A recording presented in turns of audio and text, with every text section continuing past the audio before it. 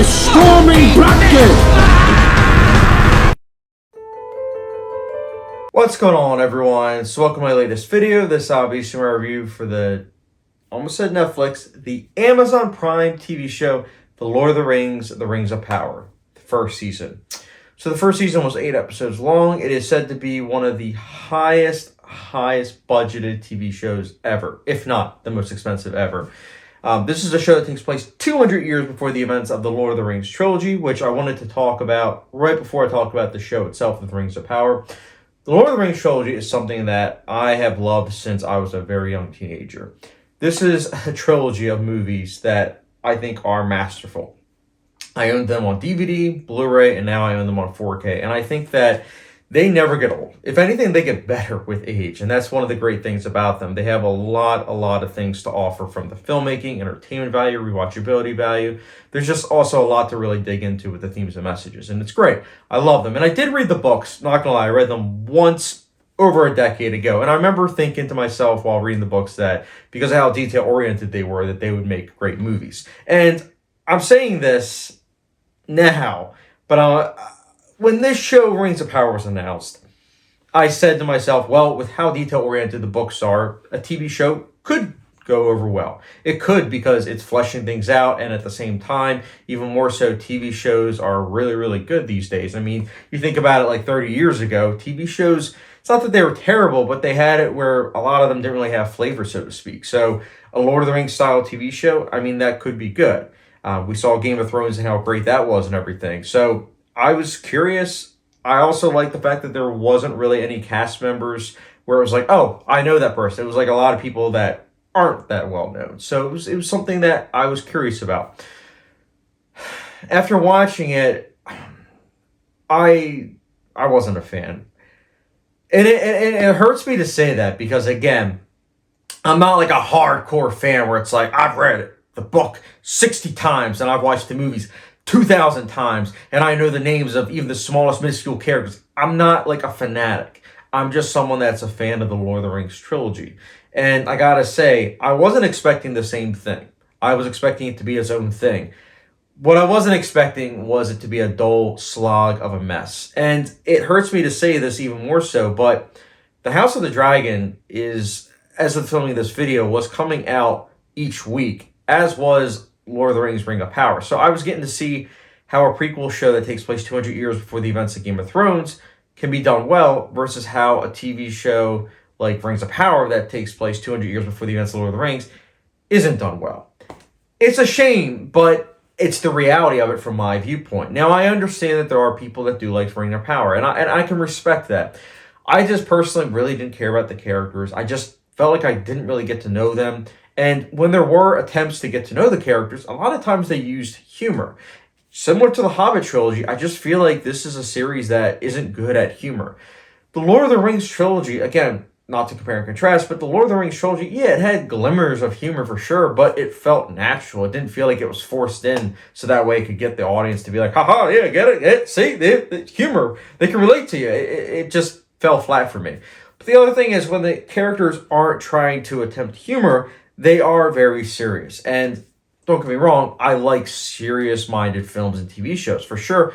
But when you have it where these characters, where that's the one trait and they have nothing else to offer, and it's part of an ensemble of also characters that are like that, and or attempting humor that falls flat, you have a lot to kind of make up for in terms of other aspects of the filmmaking. And I wanted to touch on that. The storytelling here is not good. It is as if we as audience members got dropped into a TV show that it's its 6th season, and it's like, bro, I have no clue with what happened in previous seasons. What is going on? The characters are constantly talking. Constant exposition is spewed.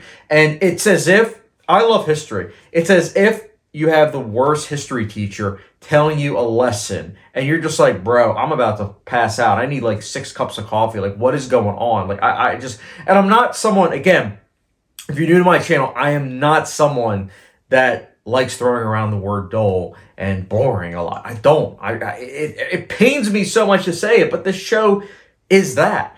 And it doesn't even help that with the character story. It's not even just that. It's also the pacing.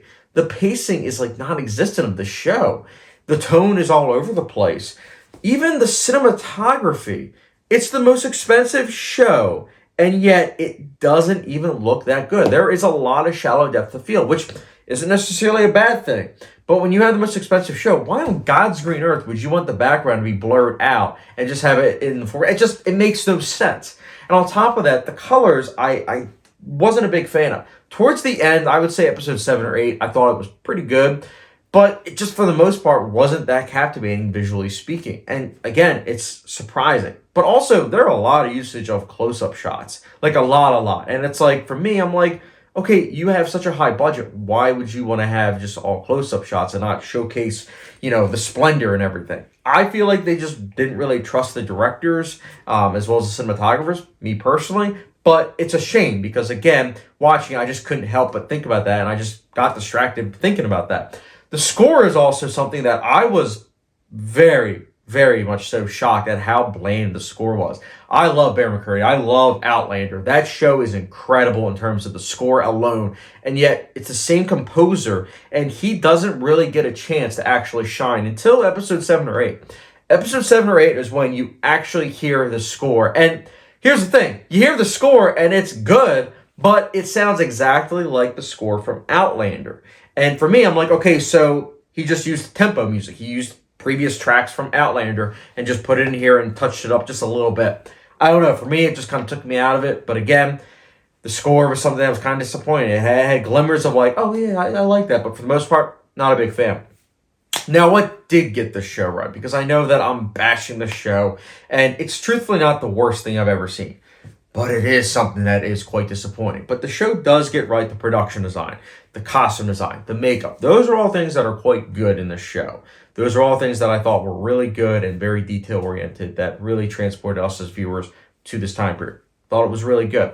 Some of the visual effects are also good, but there are also some that are really bad.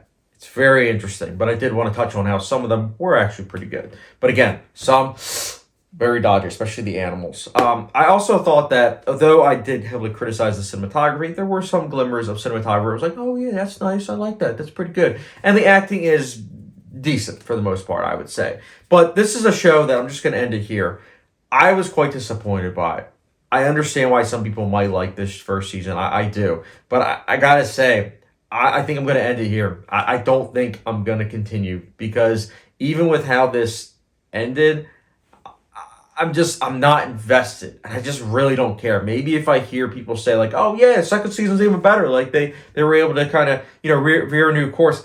Other than that, I just like, I can't. I love Lord of the Rings, but I can't. Screw it. I just can't. So Lord of the Rings, Rings of Power, season 1, I'll be giving a... But yeah, guys, I know I'm all over the place with this review, but I feel conflicted. It's a show that should have been good in terms of the first season, but just didn't hook viewers.